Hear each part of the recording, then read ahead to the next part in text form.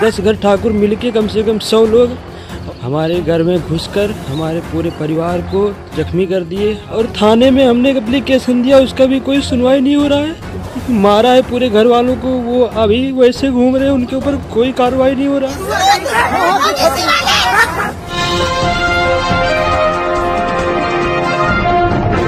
साथियों नमस्कार, मैं हूं नीरज पटेल और आप देख रहे हैं नेशन जनमत। योगी जी के इस तथाकथित राम राज्य में जब जब पिछड़े वर्ग से आने वाले पटेल समाज को यह गलतफहमी हो जाती है कि हमारे समाज के तो 41 विधायक हैं, योगी सरकार में 3-3 कैबिनेट मंत्री हैं, 1 राज्य मंत्री हैं, मोदी सरकार में 2-2 केंद्रीय मंत्री हैं और तो और 11 सांसद हैं, तब योगी जी के सजाती गुंडे किसी न किसी घटना से उन्हें उनकी हैसियत बताते हुए साफ संदेश दे देते हैं कि तुम्हारे समाज के लोग बीजेपी में हो सकते हैं, मंत्री विधायक सांसद भी हो सकते हैं, लेकिन सत्ता में होने की गलतफहमी मत पालना, क्योंकि सत्ता के दम पर गुंडई का खुलेआम नंगनाच करने का अधिकार या तो सीएम के सजातियों को मिला है या आरएसएस की चहेती जाति को। अब जहरीले जातिवादी इस वीडियो को सुनने के बाद कहेंगे हर बात में जाति कहां से आ जाती है, तो उत्तर प्रदेश के बलरामपुर जिले के सेखुइया गांव की इस घटना को सुन लीजिए, जहां मौजूदा ग्राम प्रधान सियानंद वर्मा के घर पर ठाकुर समाज के लोगों ने लाठी डंडों कुदालों से हमला बोल दिया और इस हमले में प्रधान सियानंद वर्मा के परिवार के तमाम लोगों को बुरी तरीके से मारा पीटा। उनमें से एक बेटा अंकित वर्मा की इतनी बुरी स्थिति है कि वो मरणासन हालत में अस्पताल में जिंदगी और मौत के बीच जूझ रहा है। तो इसमें जाति का एंगल कहां से आया? यह एंगल मैंने नहीं घुसाया है। जो एफआईआर कराई गई है उसमें पहले से लेकर के 17 नाम तक सबके नाम के बाद में सिंह लिखा हुआ है, मतलब सभी सीएम के सजाती हैं। और ऐसा मेरा आरोप नहीं, बल्कि घटना में घायल हुआ विनय कुमार वर्मा खुद चीख चीख करके कह रहा है कि ठाकुर समाज के लोगों ने मेरे घर पर चढ़ करके हमला किया है। सुन लीजिए। हमारे यहाँ कल जो है गांव के ठाकुर लोग मिलकर 10 घर ठाकुर मिलके हमारे घर में घुसकर हमारे पूरे परिवार को 7-8 लोगों को जख्मी कर दिए, हाथ वाथ तोड़ दिए। मेरा एक भाई है जिसको काफ़ी चोट आई है, वो बहराइच में एडमिट है, उसका कोई बचने का चांस भी नहीं है। और मैं कल जब गया तो वहाँ मेडिकल के चक्कर में फंसा के रखे और थाने में हमने एप्लीकेशन दिया, उसका भी कोई सुनवाई नहीं हो रहा है। और जो उन्होंने मारा है पूरे घर वालों को, वो अभी वैसे घूम रहे हैं, उनके ऊपर कोई कार्रवाई नहीं हो रहा है। ये हमारे चाचा जी हैं, इनका हाथ वाथ सब तोड़ दिया गया है पूरा, ये सिर उन से फट गया है, लेकिन कोई नहीं सुन रहा है। ये है हमारी चाची जिनका सिर फटा हुआ है, पूरा खुलेआम घूम रहे हैं, उनका कोई कुछ कर नहीं रहा है। और फिर धमकी दिए है कि जान से मार देंगे एक एक करके। कल आए थे जान से मारने के लिए, हमारे भाई को उन्होंने जान से मार के तब बिल्कुल सोचे कि मर गया है, तब यहाँ से गए हैं। कह रहे हैं तुम सूद सांगड़ा, तुम प्रधान बन के तुम हमारे ग्राम सभा में रहोगे। यूँ कह रहे हैं तुम प्रधान बन जाओगे, हम जनता हमको बना दी तो हम क्या करें। अब ये लोग 4 साल से मेरे पीछे पड़े हैं। आज इलाहाबाद हाई कोर्ट ने आदेश दिया था एफआईआर से जाति हटा दो।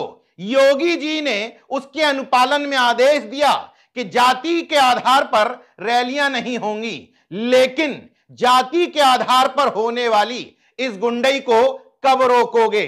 अब सोचिए किस हद तक घर की लड़कियों में जातिवाद का जहर भर दिया गया है कि वो इस लड़ाई को जातिवाद की लड़ाई बनाते हुए अपनी जाति श्रेष्ठता के घमंड में चूर हो करके पिछड़े पटेल समाज के लोगों को कह रही है तुम शूद्र हो, ओबीसी वाले।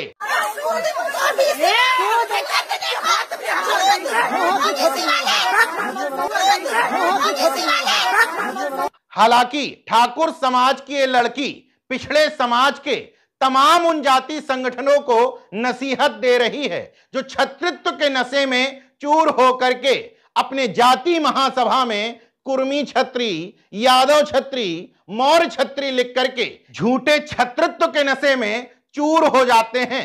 अब इस पूरे घटनाक्रम का असली जातिवादी एंगल दिखाता हूं कि आखिर ठाकुर समाज के लोगों को यह हौसला कहां से मिला हुआ था कि 24 अक्टूबर को पहले इस वर्मा परिवार के साथ मारपीट करते हैं। पुलिस कहती है 25 अक्टूबर को थाना दिवस में दोनों पार्टियां पुलिस के पास आए, लेकिन पुलिस के पास जाने की बजाय ठाकुर पक्ष ने पटेल समाज के घर पर चढ़ाई कर दी।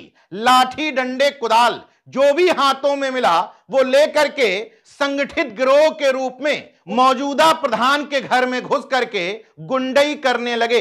इसमें जाति का एंगल मैं नहीं बता रहा हूं, बल्कि एडिशनल एसपी विशाल पांडे का बयान सुनिए। सिखुलिया गांव में दिनांक 24 तारीख को दो पक्षों में बंजर जमीन पर पुआल रखने को लेकर के कहासुनी व विवाद हो गया था, जिस पर तत्काल पुलिस के द्वारा अटेंड किया गया व दोनों पक्षों के विरुद्ध निरोधात्मक कार्रवाई की गई व उन्हें अवगत कराया गया कि 25 तारीख को थाना दिवस पे वो आए, जिससे राजस्व टीम के समक्ष प्रकरण का निस्तारण कराया जा सके।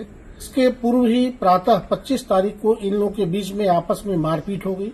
मारपीट होने पर जो घायल हुए उनको तत्काल अस्पताल पहुंचाया गया। के मुंह से ये नहीं निकल पा रहा है कि ठाकुर पक्ष के लोगों ने गुंडई दिखाते हुए सुनियोजित साजिश के तहत पिछड़े वर्ग के प्रधान के घर पर हमला बोल दिया।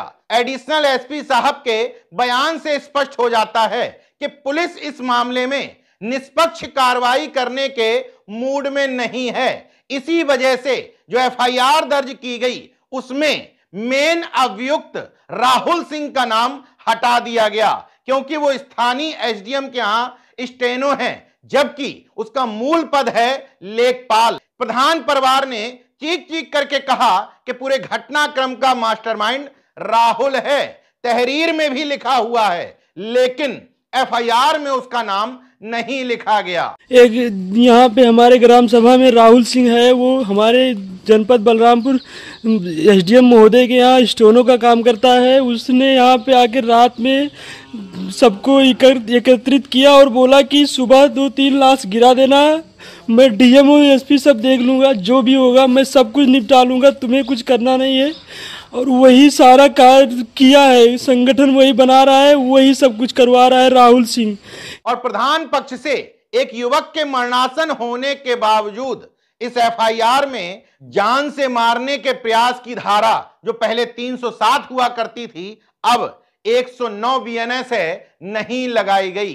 इसके बाद जब सांसद राम सरोबड़ी वर्मा इस परिवार से मिलने पहुंचे, एसपी से मिले, तब उन्होंने राहुल सिंह का नाम देते हुए 109 धारा बढ़ाने की बात कही। अभी सांसद चंद्रशेखर आजाद ने इस घटनाक्रम को लेकर के पुलिस पर जब सवाल उठाए, आंदोलन की चेतावनी दी, तो उन्हीं के ट्वीट के जवाब में यूपी पुलिस ने कहा है कि हमने बीएनएस की धारा 109 बढ़ा दी है, आरोपियों की गिरफ्तारी के लिए प्रयास कर रहे हैं। इस घटनाक्रम से एक बात और स्पष्ट हो जाती है कि उत्तर प्रदेश में अपराध किसके साथ हुआ है, किसने किया है, इससे तय होता है कि मुख्यमंत्री जी और उनकी पुलिस कितनी सख्त होगी या अपराधियों की जाति देख करके नरम पड़ जाएगी। अगर इस तरह का वीडियो किसी अन्य घटना में वायरल हुआ होता और आरोपी सीएम के सजाती होने की बजाय उनके वोट बैंक में फिट होने वाले धर्म या जाति से होते, तो अभी तक अतिरिक्त इंसाफ मिल चुका होता, बुलडोजर पहुंच जाता, एनएसए की कार्रवाई होने लगती और मुख्यमंत्री से लेकर के पुलिस के भी सख्ती के बयान आने लगते। लेकिन इस रामराज्य की यही हकीकत है कि हमलावर अगर सीएम के सजाती हैं तो इंसाफ पाने के लिए तुम्हें दर दर की ठोकरें खानी पड़ेगी, प्रदर्शन करना पड़ेगा, आंदोलन करना पड़ेगा, समाज के तमाम लोगों को एकजुट होकर के उस परिवार के पास पहुंचना पड़ेगा, तब थोड़ा बहुत इंसाफ मिल जाए वो भी गनीमत है। बाकी देखते रहिए नेशन जनमत, जागरूक और सजग बने रहिए। जय विज्ञान, जय संविधान, जय लोकतंत्र। धन्यवाद।